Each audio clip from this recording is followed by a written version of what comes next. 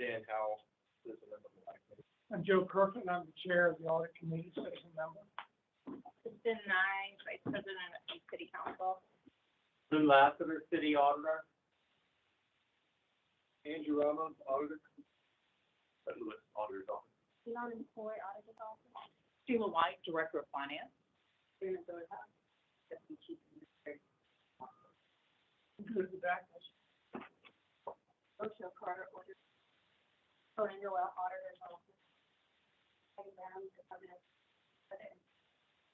State Manager, Director of Budget Distribution. Billy Ball, Public Utilities. Annette Lemon, Public Utilities. Craig Johnson, Deputy General. Tracy Haber, Deputy Superintendent of Office of Services. Offsite LDCO for operations. Dave Rigas, Final. Federal Access Format Information Technology. Charles Todd, Technology. Jamie Grant.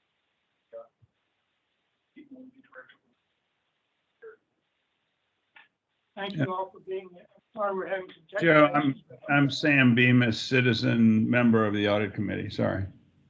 Thank you, Sam. Delighted to have you here. Before we go any further, I would like to, everyone is aware that Greg Bussing, who is the CLA partner in charge of the city's account, died unexpectedly in July. Greg had been responsible for CLE's audit of the city since 2017. And from my experience with Greg, he was a consummate professional who helped very much to get the city back on its track with its annual comprehensive financial reporting. He is someone we will miss. And we look forward to working with Sean Walker. Sean, I think you are on the line. I hope you can hear us.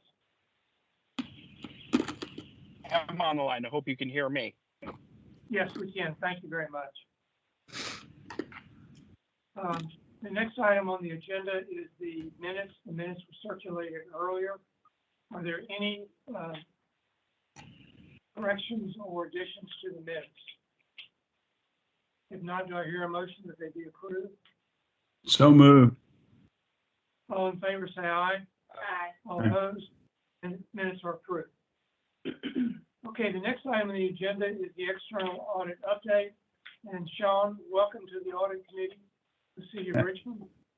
We look forward to hearing from you. First of all, I want to thank you for recognizing Greg today. He was one of my partners. I was responsible for the leadership for him, and so it was a big conversion. But I am excited to be here with you. I was with Greg along the way when we first transitioned the account, so I know from the background, I know the things that have been important to the city, and we hope to continue his legacy in servicing this contract.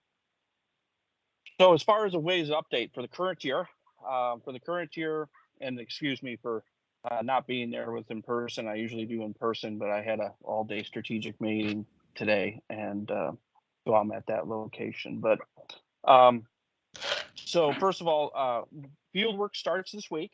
External field work for the Akron single audit starts this week. Finance has been providing our requested items that are prepared by client items. So things are going well in that front.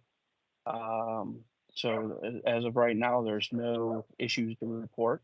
Our VRS examination is done, and I think we're waiting on a rep letter to be returned, and we'll be issuing that. That's due at the end of the month here. The sheriff's audit is in second review, or the sheriff examination is in second review. So we're in good shape on the current deliverables for this year. I do have one thing to notify you of, is that during our, as a CPA firm, we always have internal inspections. That means they sample throughout the country of different audits and et cetera to look at the examination to make sure they were done in a quality way. And as part of that, City of Richmond was picked, and what ended up coming of that is that there is a past adjustment that was you were notified of last year that we passed on, that given the size of that past adjustment, as we are considering coming up with additional we have to come up with a additional analysis to determine whether we need to restate the opening balances of the current year. Sheila, Lou, we've all been in conversation. We're taking a look at coming up with a more hard number because that past adjustment was an estimate based on our tests. But I just wanted to let the committee know that we are evaluating an adjustment to restate opening balances in the capital projects fund. I don't know, Lou, if I hit that enough, or if the committee has any questions for me, but I just wanted to make you aware that we are digging into that. We're in the beginning stages of digging into that. We've talked about it in the last couple of weeks. What does the adjustment relate to? Oh, Retainage yeah, payable. it's good. Good. Um, It's a retainage payable. So on your construction contracts, there's always a carve out to hold money for retainage. And the city has been typically paying the amount due on those invoices. However, it does have an associated liability for that retainage percentage. They're usually 10 or 15% on the construction contracts.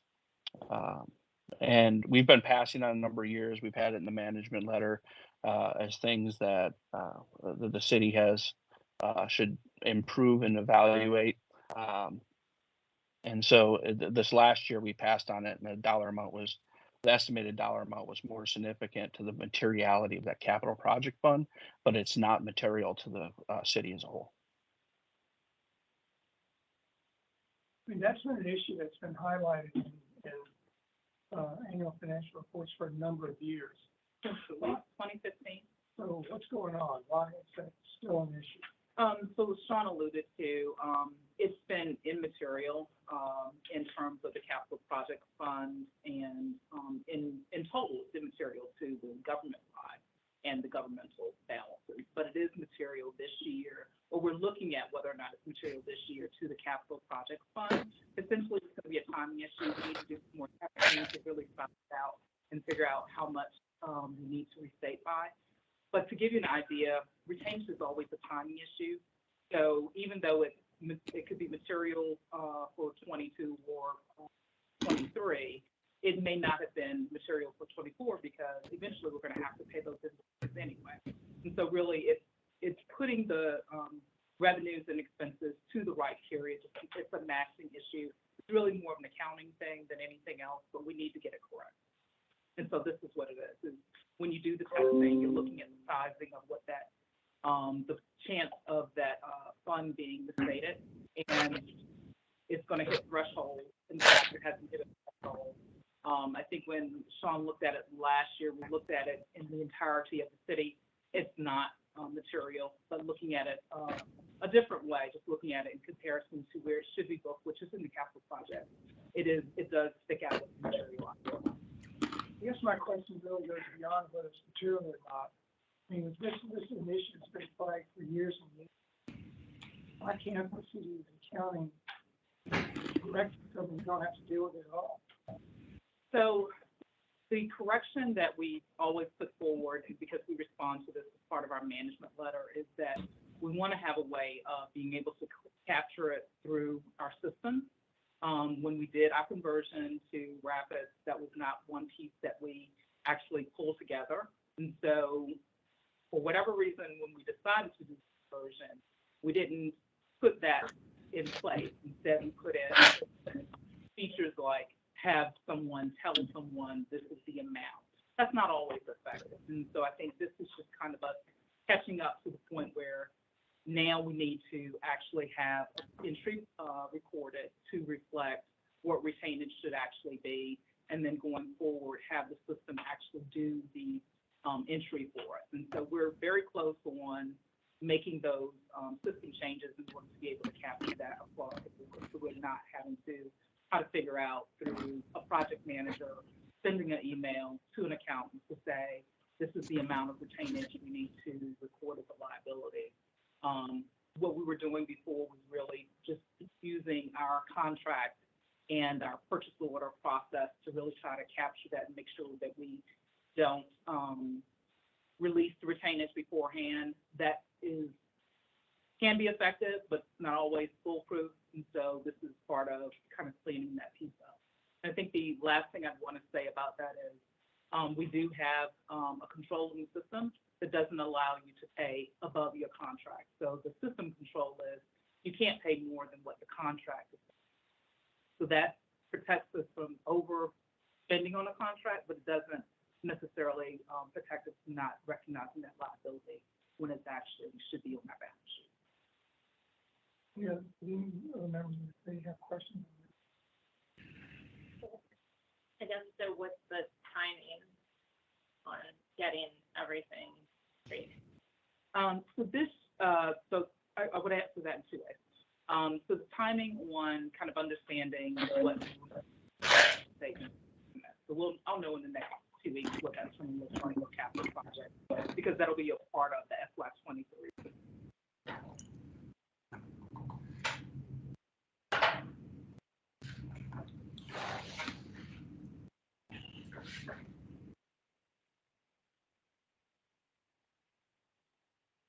And if it helps, I just have one more detail I thought about when you guys were talking. So when we were evaluating the past adjustment last year, if the committee doesn't know that there's multiple opinion units within our opinion. And so when we evaluated it, it wasn't material to the government activities opinion unit, which is the government as a whole, and it wasn't material to the general fund. And that was the thresholds we evaluated against. Obviously, the thresholds in your capital projects funds are much lower, and we do put an opinion on that. So that's why we're bringing this to you now.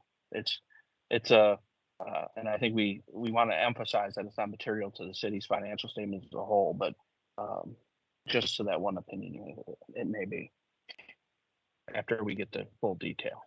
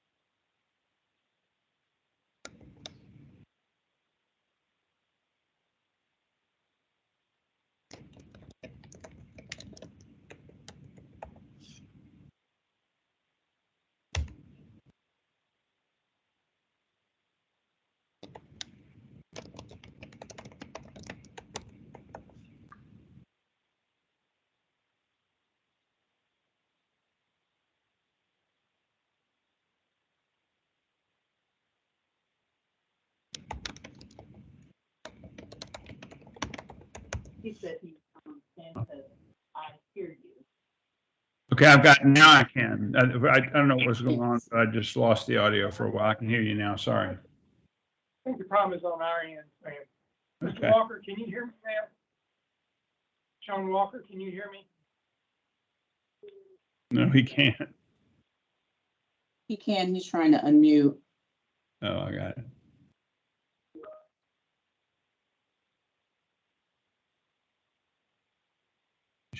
Sean, you're muted.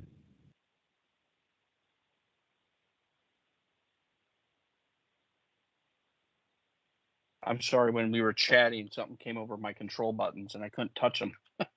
So you should hear me now. Yes. Yeah, we can hear you now, okay.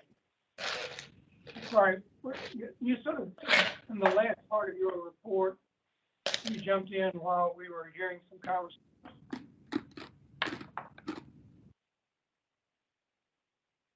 Are you talking about my last comment?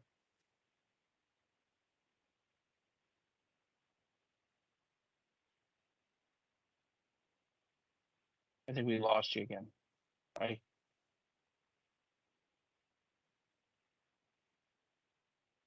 Yeah, Sean, I can't hear as well. Yeah.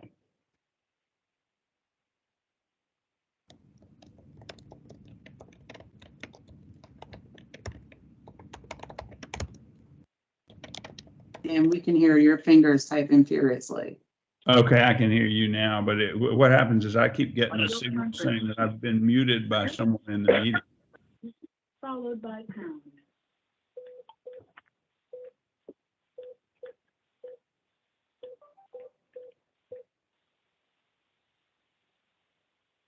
Like, Sorry. All right, well, Mr. Walker, I don't know if you can hear me or not. We cannot hear you. yeah, we can hear you now. We can hear you now. Okay, now I'm gonna try one last time. Could you please repeat the final part of the report that you were giving? We missed it. All right. So the last thing I was talking about was when we audit a financial statement, we have multiple opinion units. We put an opinion on the government-wide activity. We put an opinion on the general fund, business type activity, capital project fund. So when we evaluated this past adjustment of whether we should require the city to pass it, post something, we compared it to the government-wide activity, which is not material, and we also compared it to the general fund, which is not material to that. It was just material to the capital projects fund. And again, due to the fact that it's an estimate, we're just working with Sheila to get to what maybe the actual numbers might look like, which could be less than the amount of the past adjustment. So I just wanted to make that clear that we don't think it's material or that a reader is misled necessarily.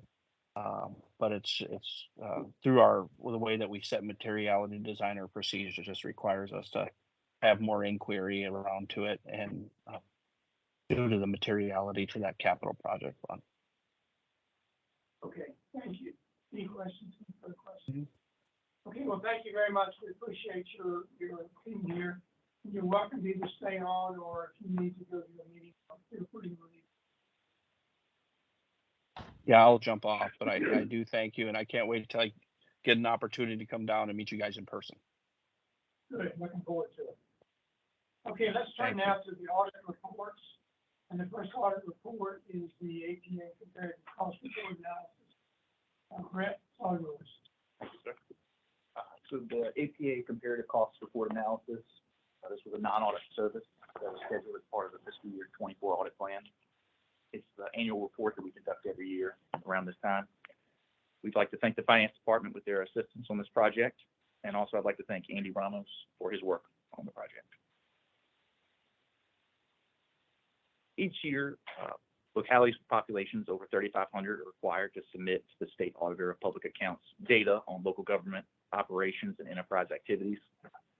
This data provides expenses for a wide array of service areas of local government, and it gives you a good apples to apples comparison.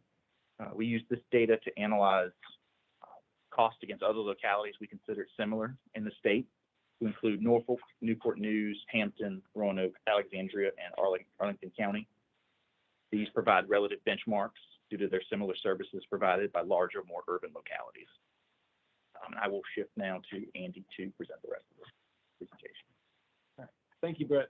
So as you can see, Richmond's local revenue on a per capita basis is the third highest after the two Northern Virginia localities of Arlington and Alexandria. The main driver and difference between Richmond and the two Northern Virginia localities is general property taxes, which can be seen here in the second column. They both are in the 3,000s and 4,000s per capita, with all the other comparisons in the 1,000s for both 2021 and 2022. This is a breakdown of total revenue per capita by funding source. The bulk of the city's revenue comes from local sources such as property taxes, permits, privilege fees, licenses, fines, and charges for services.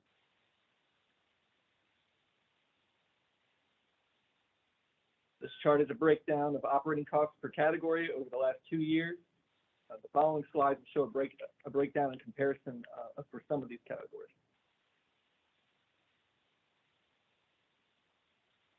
For general government administration costs per capita, Richmond was the third lowest As you can see below, the 5-year trend, which we will be showing for each category, with the city's trends in comparison to the average of the 7 localities.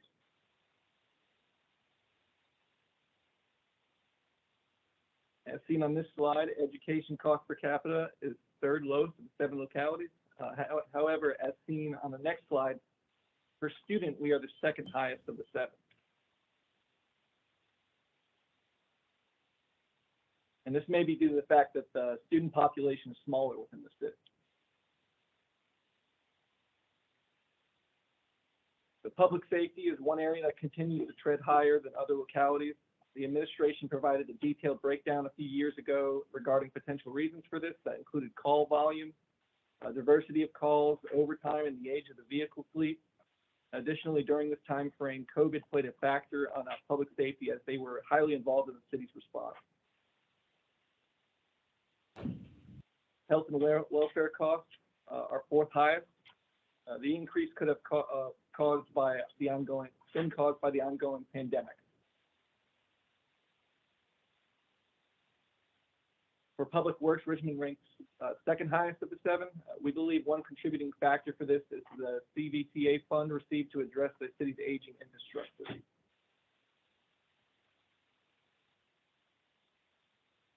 Community development costs are higher than the other localities, primarily due to $78.9 million of the $108.5 million for this category being RRHA, and they have other revenues to offset these expenses. In closing, we feel like it's important to note, apologies. For debt per capita, Richmond ranked the highest of the 7 and well above the average of approximately $8,210. Richmond's enterprise activities are a primary reason debt per capita is higher, and this debt is supported by user fees. The city is unique in that we have a gas utility in addition to water services that serve customers outside the city limits in Hanover, Chesterfield, and Henrico, which can be a factor for this cost. The table to the left shows the general government debt service per capita to be in the middle of the range of the 7.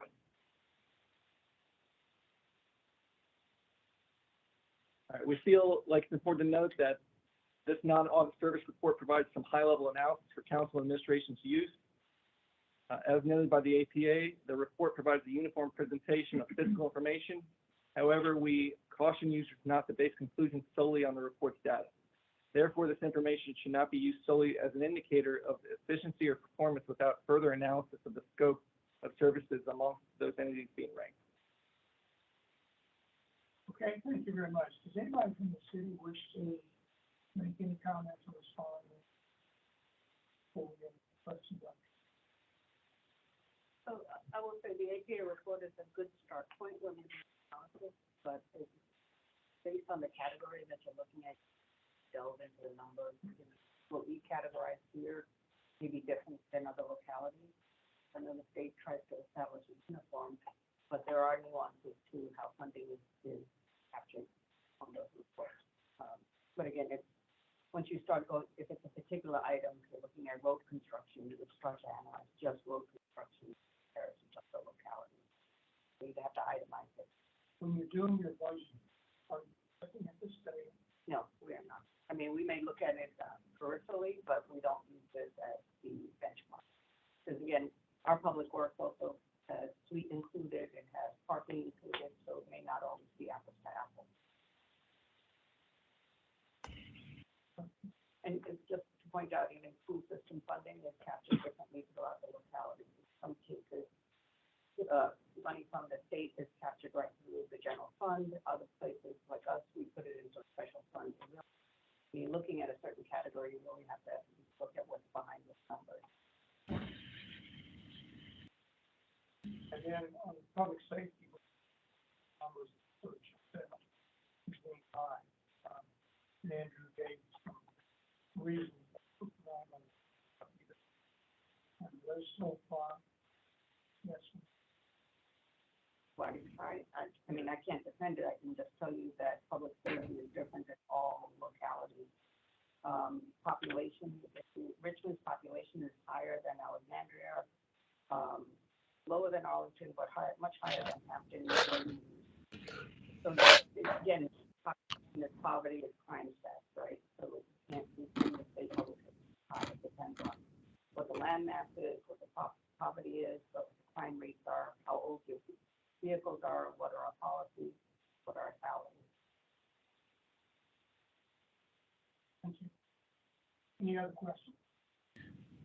Joe, one question for me is whether there's any analysis by locality of tax revenues against tax billings, in other words, collection efficiency, because that seems to me that's been an issue for us. And I'm wondering if there's any way to, if we know anything about how relatively effective we are at collecting the property taxes that we bill.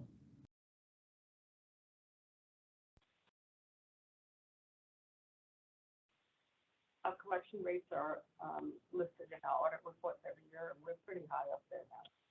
We're pretty comparable. Pam, the internal auditor is engaged right now in an audit of the personal property tax collection. And I think that's going to give us a lot of information that hopefully will go to the question that you just put in. And I think, Lou, that'll be ready for the December meeting. That the expectation is. Yeah.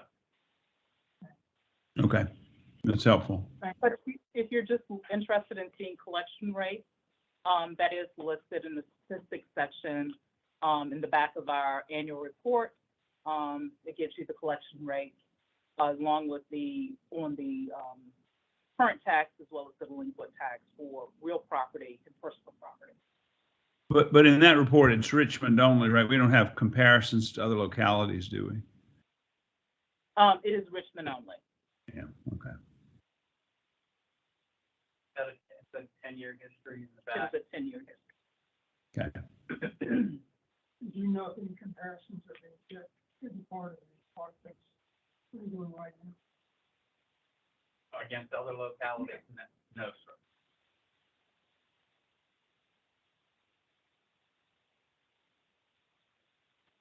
Is something that can be done? That would be a chutes and ladders type moment, as I define it, where I'm close to getting this report done, and I have to go back and start testing. Okay. Probably the first time chutes and ladders has been mentioned in the audit committee. Probably, yeah. I was eager for my last audit I committee. think I understand what you're saying, and I'm not going to press it any further. Okay, unless there are any further questions, let's go to the next report on the finance bank reconciliation.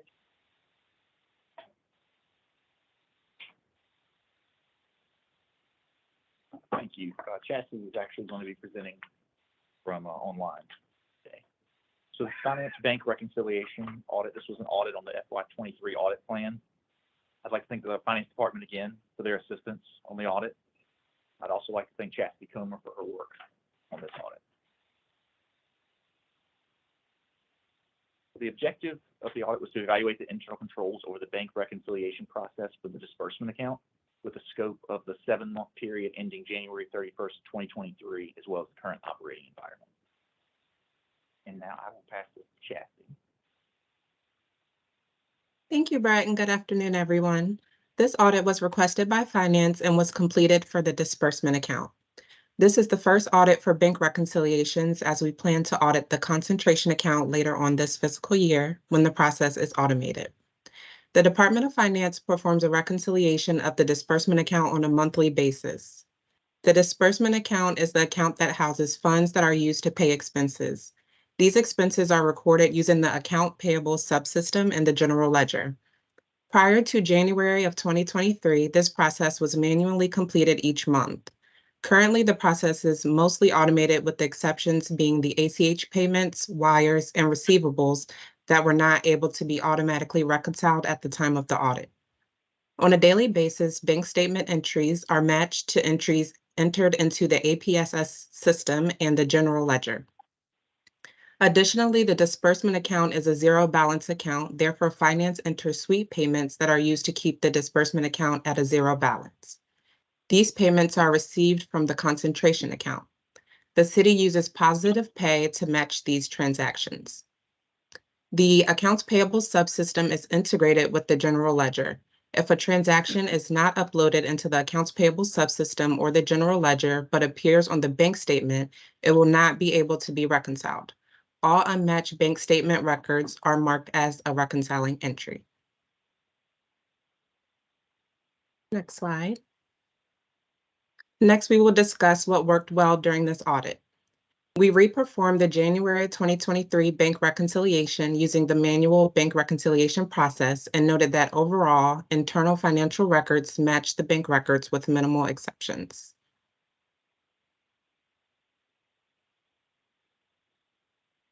Next slide. We identified 2 areas that needed improvement: vendor payments and policies and procedures. We will start with the vendor payments. The Department of Human Resources is responsible for validating VRS payments by the 10th of each month. Once validated, an ACH payment is drafted automatically approximately 3 business days from the city's bank account. HR then should submit vendor ACH payment documentation to Finance monthly prior to the completion of their reconciliation, so Finance can enter the payment into the accounting system. During the scope of the audit, the VRS payments were neither confirmed timely nor was the support documentation submitted to Finance in a timely manner. We reviewed 7 months of vendor payments by comparing the month that the payment was paid on the bank statement to the date that HR submitted the payment to Finance, and noted that half were not submitted timely to Finance. We noted that 0 out of the 7 months contained payments that were confirmed timely. Additionally, documentation was submitted timely 3 out of the 7 months. We observed 3 additional months after January 2023 to see if the process had improved. We observed that HR was confirming payments and submitting documentation more timely, and a recommendation was not issued. The Department of Finance began running an automated reconciliation process for the disbursement bank account parallel to the manual process in August 2022, and fully transitioned to the automated process in January of 2023. Since then, the Finance Department has not developed formalized policies and procedures for the automated bank reconciliation process. The automated bank reconciliation for the disbursement account is a newly created process. We recommend the Director of Finance complete and formalize the policies and procedures for the automated bank reconciliation process. In conclusion, we issued 1 recommendation for this audit and management concurred 100%. The implementation dates are through December 31st of this year. We projected 500 hours in the FY23 audit plan. After planning for this audit, we budgeted for 275 hours. This project was completed under budget at 256 hours. Thank you. Are there any questions? So let me just get one clarification. As I understand what you're describing is that when you went back and looked at the 3 months beginning January 2023, when the system was fully automated, that all of the VRS payment and the documentation was accurate as it should be. Is that correct?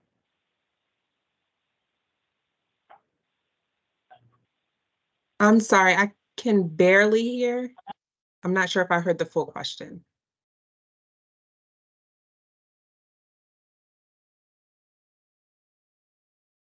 3 months. Yes, when we went back and looked at the 3 months, we'd seen improvement. They were doing it by the time of the month they were supposed to, submitting it to Finance more timely. All right, so no recommendation was issued by on that point. Right, because we had the benefit of when we started the audit, our scope ran through January 31. But when we were testing and everything, I think we were in April or May. So we had the opportunity to say, okay, because it's the current operating environment as well, we can look at the 3 additional ones to kind of see where they were at. Because there was, I think the response they gave was there was staffing turnover and training of new staff that contributed to it. And so taking that information, we then went and looked at those next 3 months. Good. You know, any comment? Yeah, we absolutely concur with policies and procedures. That's an area I've identified with my team is where we can improve. So we concur with that. We need to get those out and updated more timely. So we agree. And it was a brand new process too. So. Okay. Do any members of the committee have any questions? Sam? Good. Thank you very much for the report. Let's move on to the American Rescue Plan.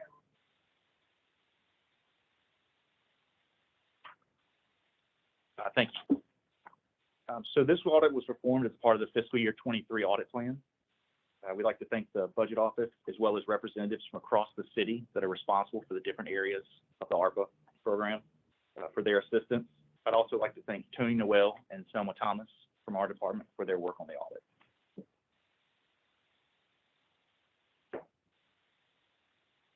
The objective of this audit was to evaluate compliance with funding requirements and the program's effectiveness and efficiency. And the scope was the planned life-to-date expenditures through March 31st, 2023, as well as the current operating environment. The city spending plan for ARPA funds will take place over a 5-year period. This was the initial audit of a series of ARPA audits that may take place in the upcoming years. We didn't review the expenditures of third-party recipients in this initial review. We kept it more so on the city side of management.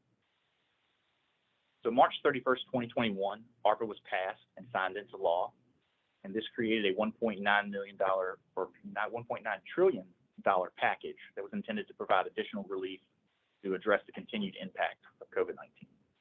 Now I will turn it over to Tony. Thank you, Brett.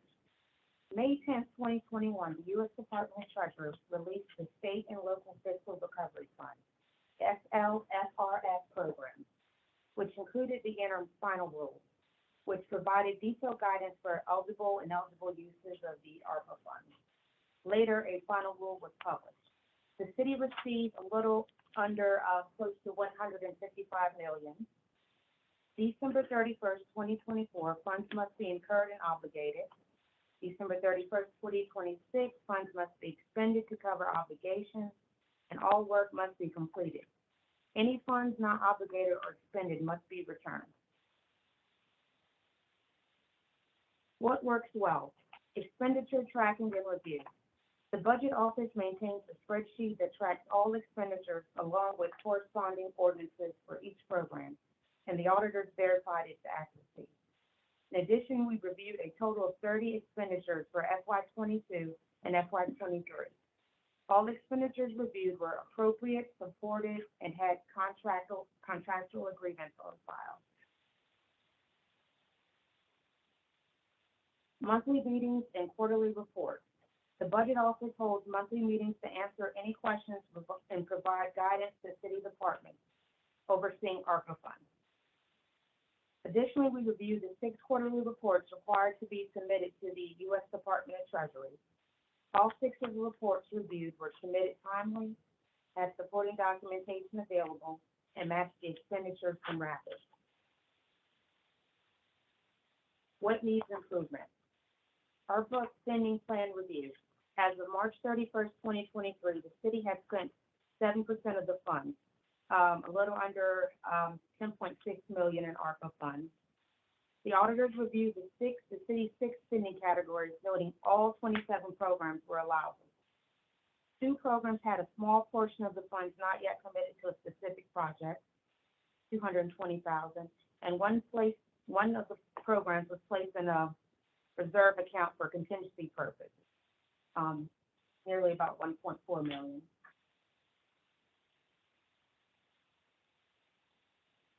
We reviewed the 27 programs for expenditures, agreements, and documented performance measures. As of August 15, 2023, 19 had expenditures, 20 had agreements, 7 were not applicable because 6 had not started, and 1 was a city-administered program. And 16 programs had performance measures. 8 were not applicable because the programs had not started or no funds were spent. And there were 3 programs the auditors could not conclude because we did not receive the performance measures documented. In addition, contractual financial obligations. The auditors reviewed 16 contracts under the Child Care and Parental Support Program for the city's ARPA spending plan, noting the following. 1 contract did not have a maximal financial obligation. In conclusion, we issued 2 recommendations with 50% concurrence. Implementation date through November 15, 2023. The time spent on this audit was on the FY '23 audit plan budgeted for 800 hours. Budget after planning was 800 hours. The actual hours were 900 hours. Any questions? I'm gonna interject here. As we know, the CARES audit that we did had, a lot of hurry up to it in terms of not the audit, but the spending. I think the budget department is doing a much better job monitoring, making sure that we follow regulations. We do have a lot of money still yet to be spent. That's primarily because bulk of this is some parks projects. Get going. I don't know, Jason, you might off the top of your head, but, 70, 80, 90 million of it. Yeah. So we will audit this again later in the process, but I would give kudos to Megan in terms of the tracking of the spreadsheet, where the money's gone, the ordinances related to it. But we will need, obviously, this kind of money after this first iteration, do a subsequent audit, probably in FY '25.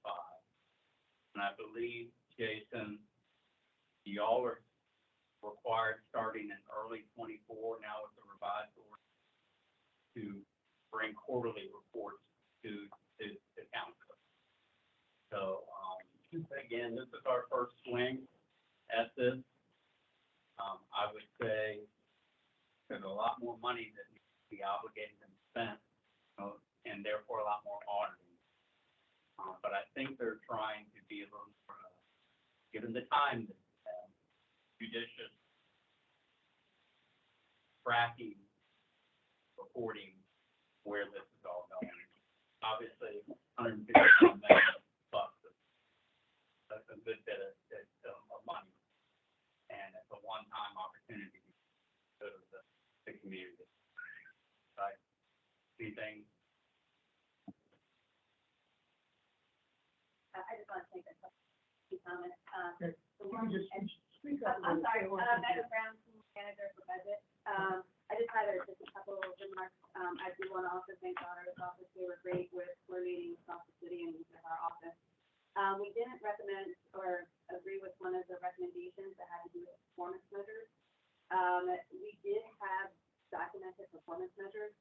When we received the draft report, it didn't identify which programs they could not find or conclude that there were performance measures on. When we had our exit interview, we did then learn what programs they were, and subsequent to the exit interview, we did resend those performance measures to the auditor's office for them to review. So we did have performance measures for those areas. So we do have an email here that we did send to the auditor's office after that exit interview last Wednesday, just to show that we were still in compliance. So that was the only reason why we disagreed with the recommendation, because in our eyes, we have complied with all the requirements, as well as the recommendation asked us to continue doing what we're doing. And so we fully intend to continue what we're doing to make sure it's in the best for the city. The second recommendation we agree with. However, the recommendation was because it didn't have a cap on the contract. That one contract we didn't have a cap on because the contract is for a temporary contract employee who's doing a lot of the research and doing sub-recipient monitoring. As it was stated in the report, we have until 2026 to spend these funds. And so we didn't put a cap on that contract because we don't know how long we're going to need this individual to be on. However, under ordinance, we were only authorized to spend $2 million in that project. And so we are tracking the expenditures to make sure that we don't overspend in that area. So we did agree with the recommendation so that going forward, we'll make sure there's a cap, but that's the reason why that one instance did not have a cap on that cap, or on that fund. I just want to put some clarification. Anybody needs some stuff for documentation? I have it here. Thank you for clarification. Am I correct that the city has already received from the US government, roughly $155 million. Yes, Where is that money parked today? right now, anything that we have spent against, well, all of the projects are budgeted within the general fund and some within the CIP and a couple in public utilities. But right now, all the money is sitting in Sheila, help me out here, unearned revenue until actually expenditures are made and spent.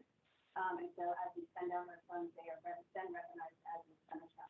No, I understand from the accounting standpoint, what you just said. Where is the money physically that is interest being earned on it? Yes. And how's it invested? We have all of proceeds invested in with LGIP, and Local government investment. Yeah. So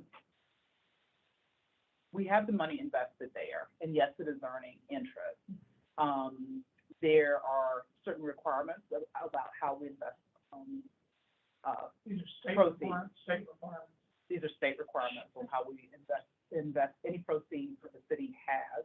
And so we are very careful to make sure that wherever we put the money, because there are some opportunities in the market, of course, that provide high interest yields.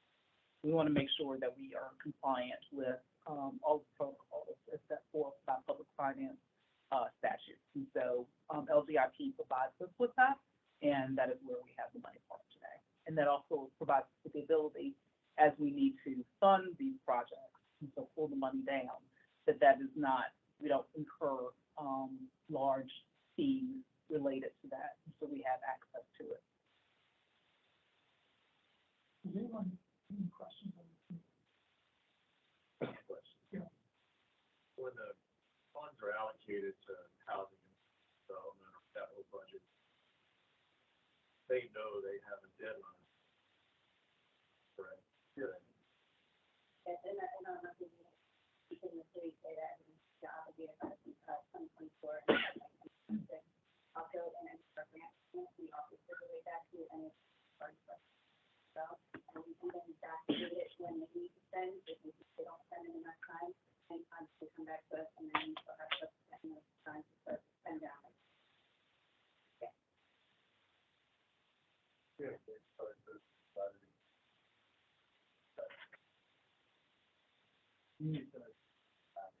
That's going to be hard. Let me come back to the audit again. 10 million. Probably. Great. Another follow-up question. Does CLA have to audit this? It's part of our single audit. Any further questions? Yeah. Okay, I'm glad you all said that a lot of this stuff is going to be encouraged, and that's my concern. Being that only 7% has been spent. On that same slide, which I think is slide 6, where it says 2 programs had a small portion of funds not yet committed. Did we just allocate the 1.3? The 1.3 million that is in service as is what the mayor's office indicated during his code budget, that those funds are going to be changed and repurposed for the employees first-time home buyers program. Oh, right. So that figure was that introduced at finance. Yes, it's coming up until finance. And as far as the other 2 that says that the funds weren't programmed, they're still programmed under the higher umbrella of what council appropriated the funds for. So just for example, 2 million is for child care and parental support. That's 20 million, or not, 20,000, I believe, was the report that I want to put to a specific project yet. That means that the agency who's running that program might not have identified yet to a third-party grant subrecipient going to be, but it's still going to be spent on the category that council authorized. So as we're working through who we're getting grants to, who we're working with the subrecipients, that's why those might not have made its way through the process yet. But as you know, council has been approving a lot of grant contracts related to ARPA, and we'll be following that same process. Okay. And then, Lou, I'm just interested to hear from your team about the back and forth on the recommendation. So at the time when they bottom line, when we were looking at it, we didn't have everything, so we could not conclude. And then towards the end, at the exit conference, we got some stuff that was still, we're trying to work through and could not conclude. At this point in time, I need to get the report to the audit committee, like I think I issued last Thursday, if I'm not correct. So, yes, we got additional information, but it did not change that at the time we were trying to get information. We just couldn't conclude. We didn't say one there, we didn't say it was there, we just couldn't conclude. So I felt like factual statement, and they did provide a statement saying they're going to continue to monitor your performance. Trying to get the report to the committee so the speaker. Okay, any further questions on this? Great, thank you very much. Okay, the next item on the agenda is the Inspector General update. Mr. Johnson, you covering that? Yes, I'm gonna cover that today. I apologize for no slide. I was on vacation last week and was gifted yesterday. So, the Inspector General's office has 23 open cases. We closed one case substantiated, two were unsubstantiated, and one was inconclusive. Reason being, we believe the event took place, but we couldn't identify who did it. So it wouldn't be fair to say individual A did this when we couldn't actually prove that an individual did it. So we just mark that as being inconclusive. We still have this one case out in the federal authority. That sentencing should be November 7th for one individual and November 14th November 7th for two individuals and November 14th for one individual. And we referred one case to another agency, which was RRHA. Any questions?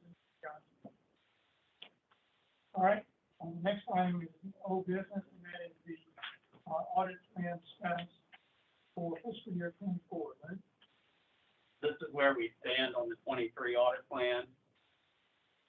We have 4 projects that are before you here that are complete.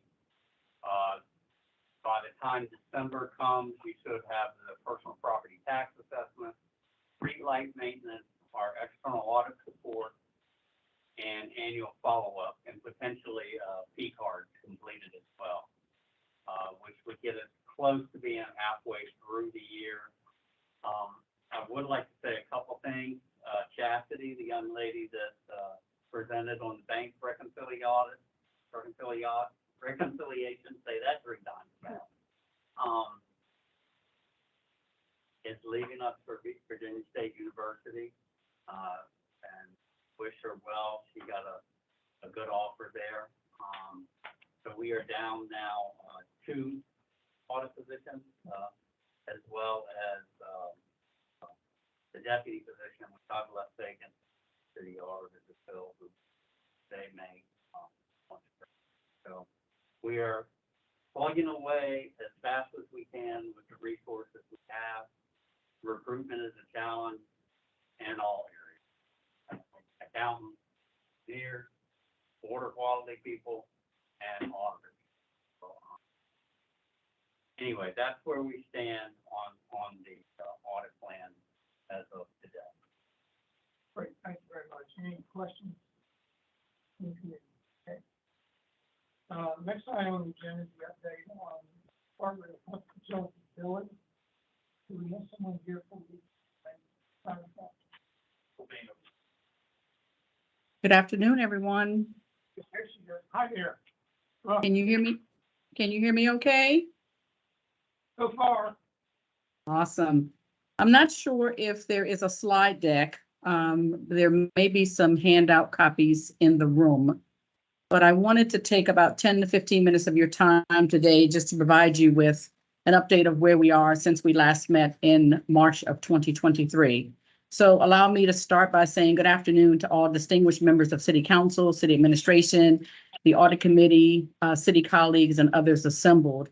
I am April Bingham, and I have the distinct honor of serving as the Director for DPU, where our core line of business supports clean, safe drinking water, sanitary sewer, stormwater management, and natural gas distribution. and it's for the safety of the city of Richmond and surrounding counties. I want to also say to Lou, before we get started, thank you to you and the audit committee members for the opportunity to present before you today. When we last met in March of 2023 to review the initial findings of the DPU audit, we wanted to come today to talk about how we are addressing the 22 recommendations noted in that audit. It is my sadness that I'm not with you on site today. I did have another prior commitment, but I do have in the room with me my trusted colleagues, Billy Vaughn, Deputy Director for Finance, and also Lynette Lemon, who is our Deputy Director for Customer Service. Ms. Lemon joined us here in the city of Richmond back in April of this year, and she has been working feverishly with me to address the audit items that we're going to talk about today. We put together a very quick PowerPoint session for you. We're going to cover some of the updates from the March 23 billing audit. We're going to talk about some outreach and some engagement that we've been doing. We will round it out with our key accomplishments, and then we'll open the floor for any questions that you may have. So in the event that you do have a copy of the presentation, even if it's in a hard copy format, I'm on slide 3. I wanted to talk a little bit about our meter reading progress. And so inside of the March 2023 billing audit, estimated reads was a huge concern for this audit. As shown by the chart on this particular slide, we were billing actual reads for approximately 85% of our customers in January of 2023, which really translated to that about 15% of them were being estimated. And according to AWWA, which is the American Waterworks Association, our estimation goal should be really closer to 97% plus or minus 3%. So if we're not able to reach 100, 97%, or at least 94% is in a tolerable range. On April the 3rd, to address this meter reading concern, on April the 3rd, we hired several meter reading temporary employees to actually walk a route and collect reads for us daily for our purposes of billing an actual read to customers. Now, this is the old school way of doing business because we have since propelled into automation, but until we can work through our supply chain issues and some of our staffing challenges as a result of the pandemic, it was best to go back to the old school way and the surefire way of pulling in reads for billing purposes. It was also a short-term strategy to help us bridge the gap as we explore the next phase of AMR, which is called AMI, which focuses really on the analytics and the data of the reads that we're receiving. We're excited to still have 16 of those temporary meter readers still with DPU today, and some of them have a bright future ahead of them. As of August the 23rd, 2023, as shown here on the slide, we're now billing actual water reads for 96% of our customers. This is a huge improvement, and it is in great honor that we have these individuals working with us today to help us meet this milestone.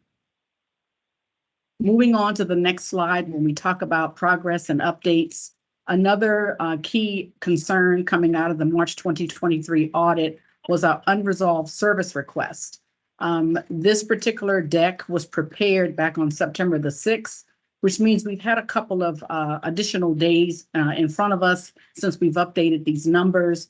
So I'm happy to report that what you may see in front of you says more than 10,000 service requests have been processed, but that number has now surpassed 11,300 service requests. This achievement was accomplished due to our ability to close our call center every Wednesday from 1 p.m. to 5 p.m. for over a 16-week period of time. This allowed us to create an all-hands-on-deck approach across the division, and we're expecting to resume normal hours in October next month. Now, you may say 11,300 service requests, that's a lot of processing. It's a lot of data. It's a lot of customers that we needed to connect with. And so unresolved service requests, they can create underbilled and overbilled scenarios. And we are working with our customers accordingly on both fronts. And any account that is under dispute is placed on a courtesy hold while DPU completes the investigation and generates the adjusted bill to the customer. Service disconnections were also highlighted as a part of the audit of March of 2023. and a recommendation was made to develop a plan that would reduce the AR. And DPU has complied with this recommendation, and service disconnections are now back in circulation, which means friendly reminder notices are going out. The disconnection notices are being communicated to our customers. Field disconnections and third-party collections are all in motion today.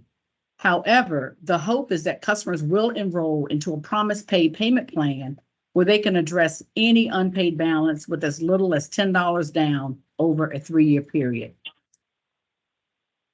The next slide, I wanted to just talk a little bit about our outreach and engagement. And so the DPU Cares campaign, this is an extension of the $21.3 million we applied to customers' balances as a result of the pandemic, and the campaign remains in place today. We're still in the community providing face-to-face support. We've increased our communication levels to customers through quarterly letters, and we're addressing affordability concerns through Promise Pay Payment Plan program. On the deck slide that you'll see, there are the 3 letters that we promised that we would put out quarterly. So there's a copy of the March letter to customers, the June letter, the September letter, which we just released a few weeks ago. And we promised that the next letter will go out in January of 2024. And the reason we decided to wait till January is because we did not want it to be lost in the holiday shuffle. Additionally, we took the same information and we shared it with all of our city council liaisons back in July. We felt it necessary to help answer any questions that they had and to provide points of clarity regarding any of the escalations that they were receiving into their various offices. We also have received and have accepted several invitations to attend upcoming district meetings, where we will also provide face-to-face support for any questions or outstanding issues at the community level. The next slide that I wanted to talk about before I hand it over to Lynette Lemon, I'd like for her to finish out the deck since she is in the room in case we have specific questions regarding our technology, our key accomplishments, and some process improvements. I wanted to talk a little bit about where we are with our AR. A few things to note on this particular slide in terms of stats. The AR balance from August of 2023 is $96.4 million. And you compare that against the AR balance from August of 2019, which was $40 million. That's a growth spurt of about $56 million. That's a huge, huge growth spurt that we're dealing with. Another set of data that I'd like to draw your attention to is the Promise Pay data on the right-hand side. As it relates to our collection strategy and our customer support, we are continually expressing to customers to enroll in a Promise Pay payment plan. Enrollment in a Promise Pay payment plan will avoid disconnection. We went live with Promise Pay on February the 15th, 2023. And again, this PowerPoint deck was prepared about 2 weeks ago. So the pledged amount and the collected amounts have changed significantly. The pledged amount, it has increased about another $300,000. So we're right at 13.2 pledged. And then the collected amount has increased about another 466,000. So we've collected close to 2.8 million. And this is all in our effort to be able to address our 91 plus days in arrears, which is at 58.3 million as of August 2023. Promise Pay, when we went live with them, we gave them a file because we know who is behind, we know where they are, we know their balances. There is really about 26,000 eligible customers that are eligible for a payment plan. So today we have about 7,400 that have enrolled. The 7,267 that you see on this slide has increased a couple hundred more since it was prepared. But we've asked Promise Pay to revisit the 19,000 gas and water customers who are still eligible for a payment plan, but have yet to enroll to date. And they are doing that with about 500 digital messages going out per day to those impacted customers. I will again reiterate that any unresolved billing disputes or unresolved account issues will remain on hold until DPU has the opportunity to review the account and provide the customer with an actual bill. At this time, I will turn it over to Lynette Lemon, and I'll ask her if she could go through the remaining slides, which will focus more on our accomplishments, a few process improvements, and also a peek into some of our technology enhancements that are in front of us. Thank you.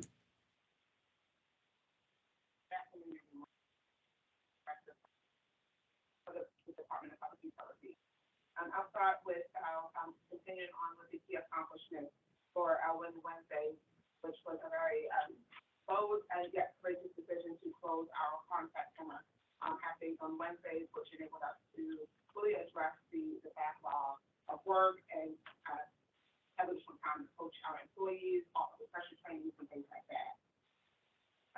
That last bullet under customer self-service, pay and access bills, that was another opportunity for us also mentioned in the audit report. We work very closely with our bill payment providers to enhance their bill payment portal. So in addition to paying their bills, customers can access the current bill.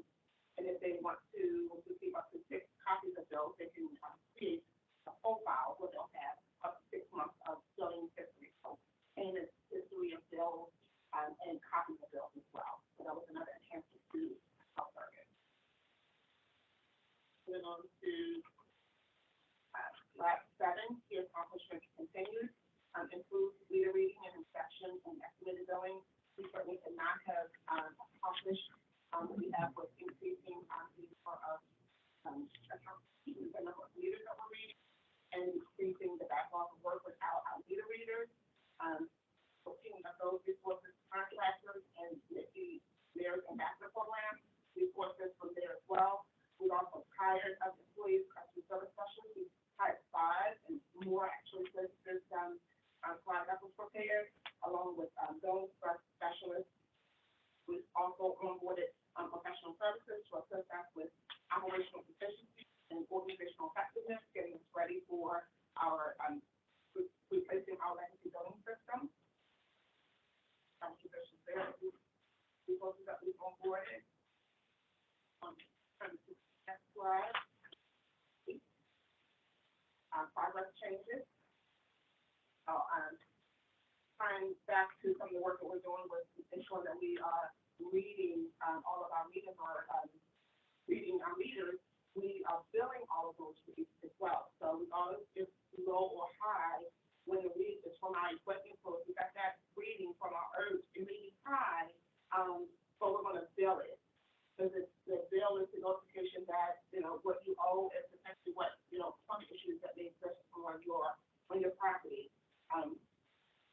This will significantly reduce estimated bills, and it will also put customers more notice timely. We're also, as part of that process change, is mailing high bill notification letters with a copy to alternate addresses. So if a customer is getting count, if the tax consumption exceeds the threshold established, then we're going to bill that account the consumption that's registered on the meter. But we're also going to mail the customer a high bill notification letter, so that they are on notice. They aren't surprised. They'll get the notice. They'll get the letter followed by the bill.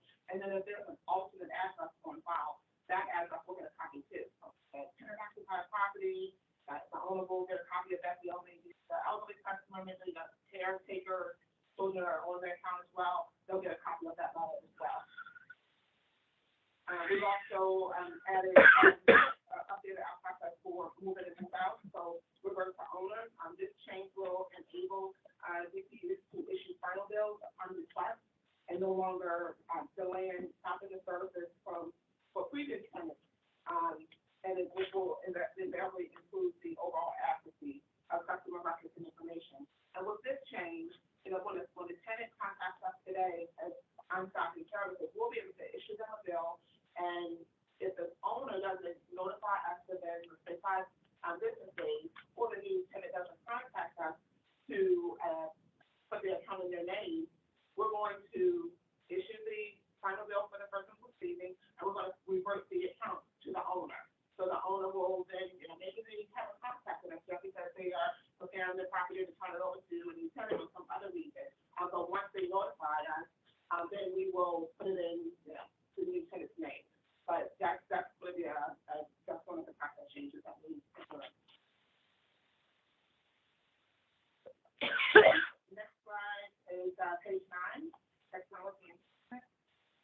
in partnership with, DXC, DEC is looking to, fast track and follow solutions, to address, audit findings.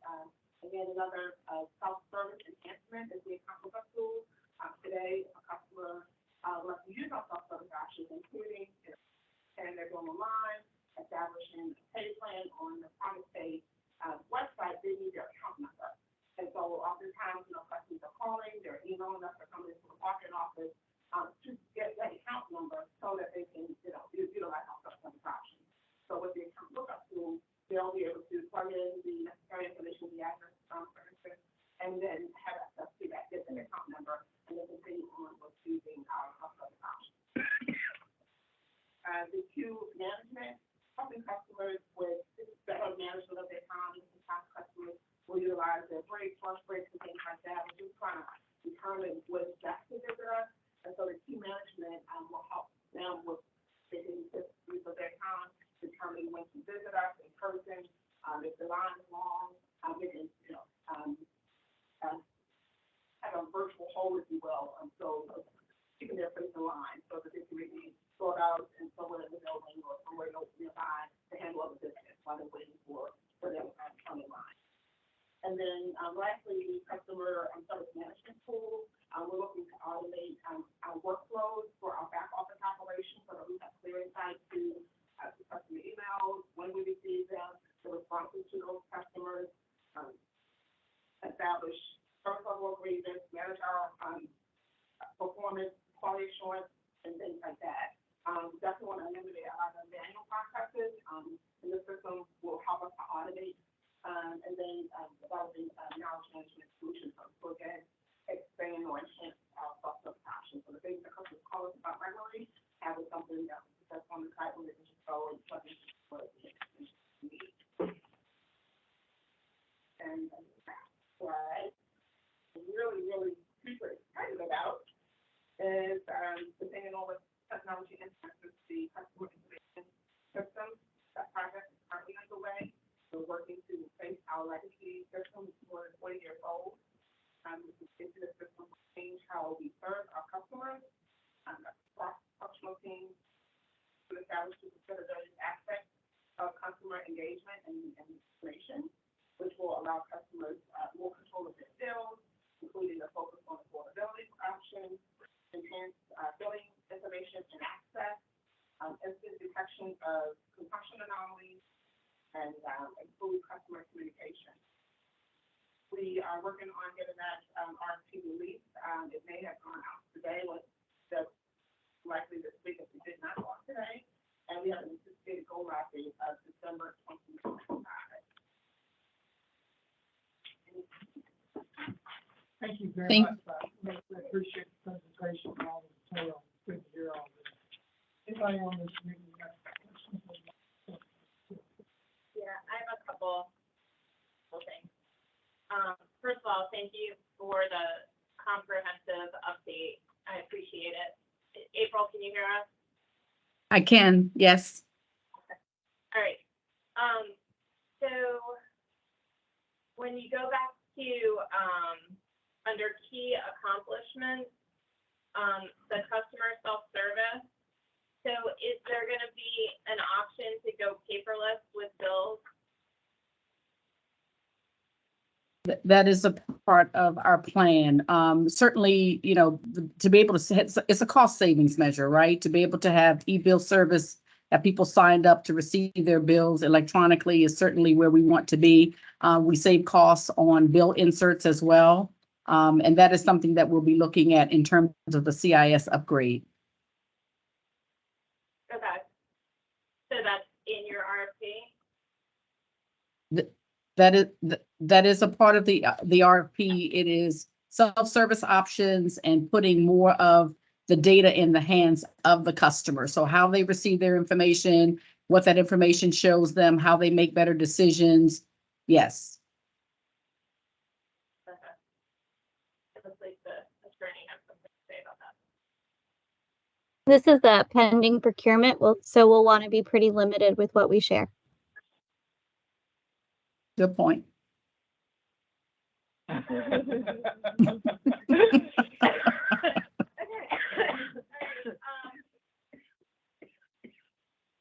All right, is there, I have not noticed this on my bill, but is there any way to sign up for the auto pay, online yet?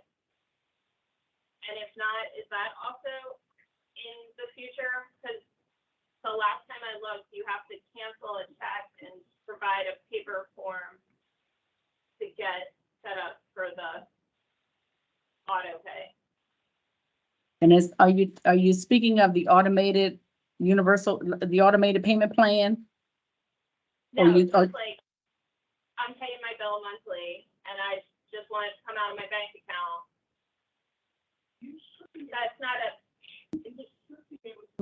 Yeah, Lynette, that's can you take that, Lynette? I think that's the AUPP, the banking platform. Yeah, and she should be able to do that today. And then for customers in terms of the e-billing piece, if you were already enrolled in electronic billing, you should be able to, even if you move, you should still be able to enroll in e-billing, receive your bill electronically, as well as enroll in auto pay.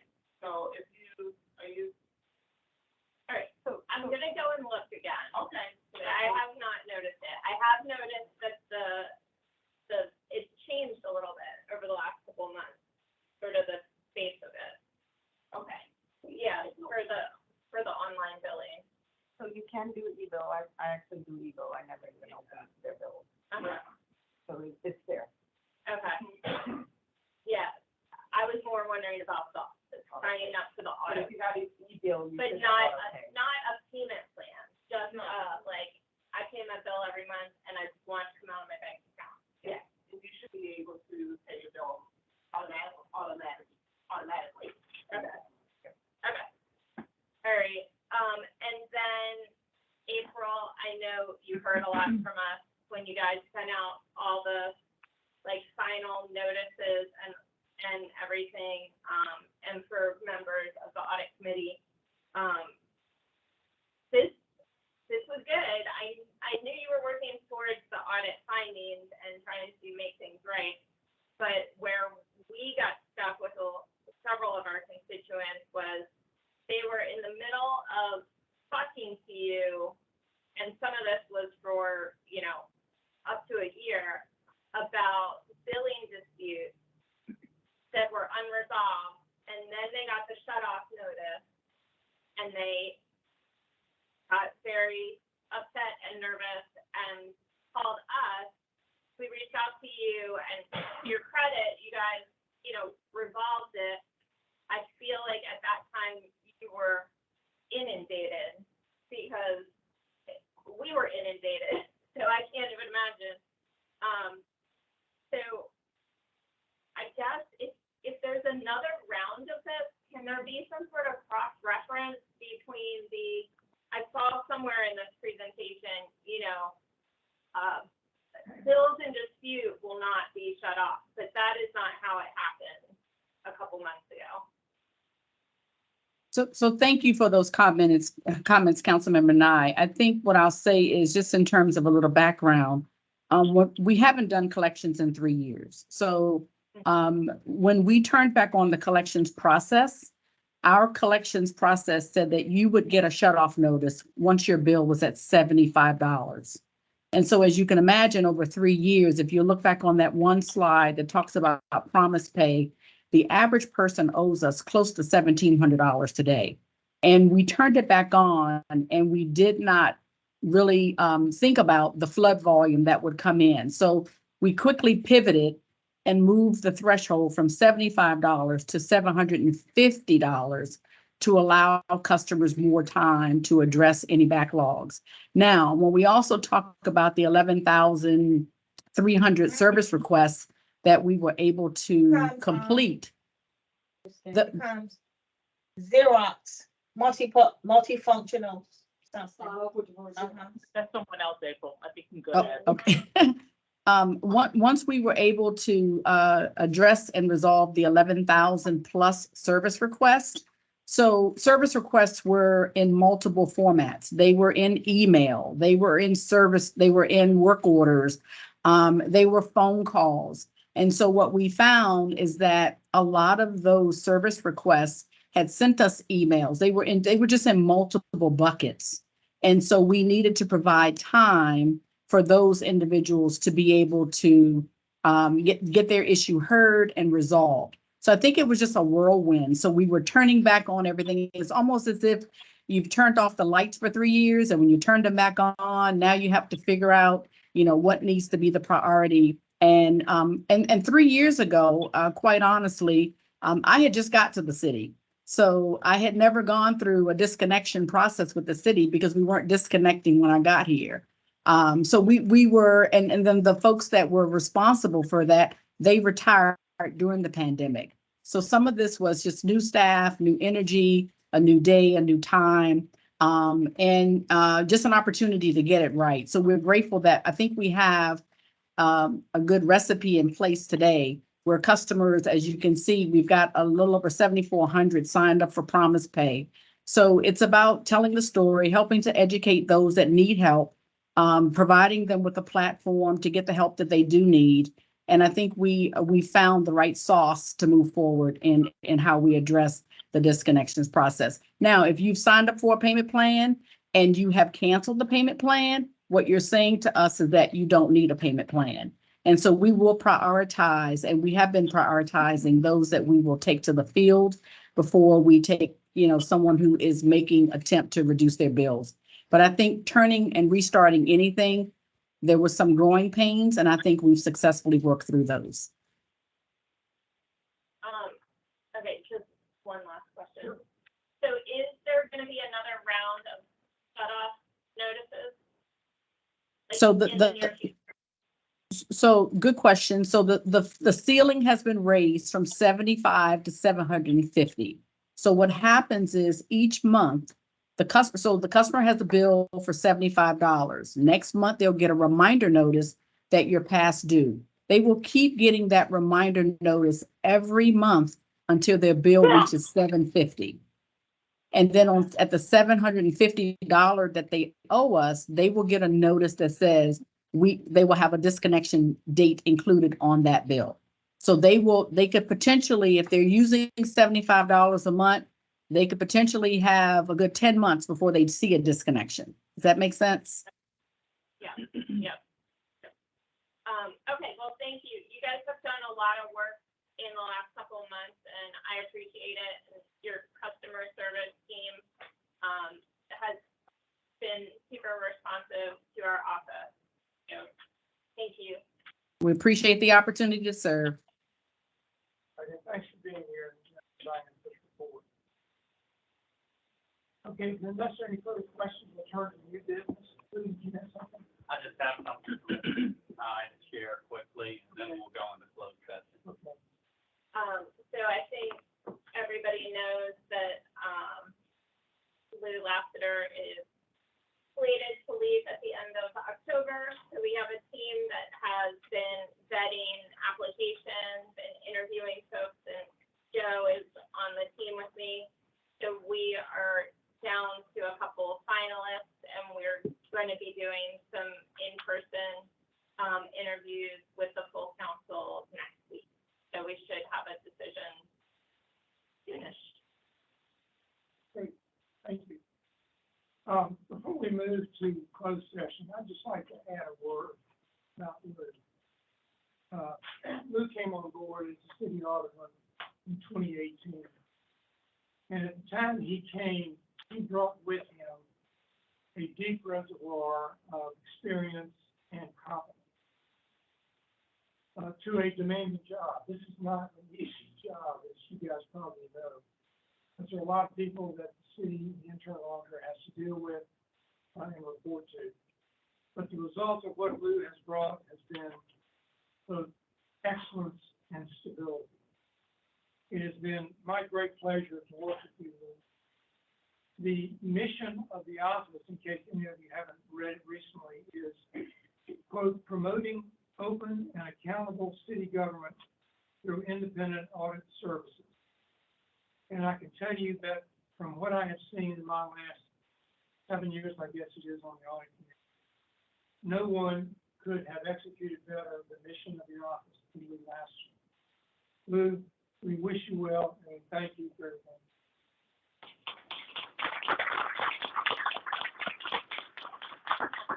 Thank you, and I would be remiss if I didn't give credit to the team, including some that had retired here before me, such as Lily, who graciously welcomed me and helped onboard me to the city.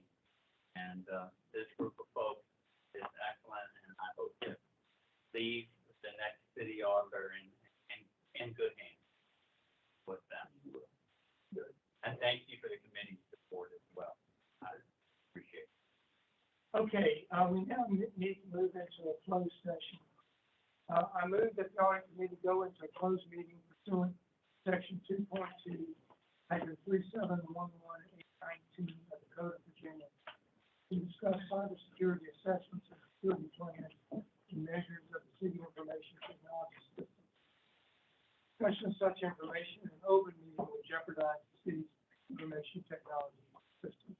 Is there a second to this motion? All in favor, say aye. Aye. Opposed? All right, closed session it is.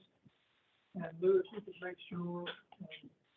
Yeah, give us a second to make sure that Rochelle got only the necessary folks in the closed session. And I would say if you were listening in and you are not supposed to be part of this closed session, please drop off the team's meeting. Hold on. Wait. The phone didn't come. Yes, please vote again, and if you could identify each other by name. We ready now? Yes. We need to vote again. I'd like each of the members, please, to identify himself or herself before casting a vote. Start with Mr. Bemis. Sam Bemis, aye. Sinai, aye. Joe Kerfoot, aye. Daniel Howell, aye. Lee Cheney, aye. All right, all have voted in favor. I think the motion carries. And I'll just repeat, that was the motion to end the closed meeting and certify to the best of each member's knowledge, only public business matters lawfully exempted from open meeting requirements under Virginia Freedom of Information Act, and only such public business matters as were identified in the motion by which the closed meeting was conveyed or heard and discussed in the meeting by the audit committee. Thank you. Okay, we are adjourned. Thank you, folks. Thank you, Jim. You can sleep, okay?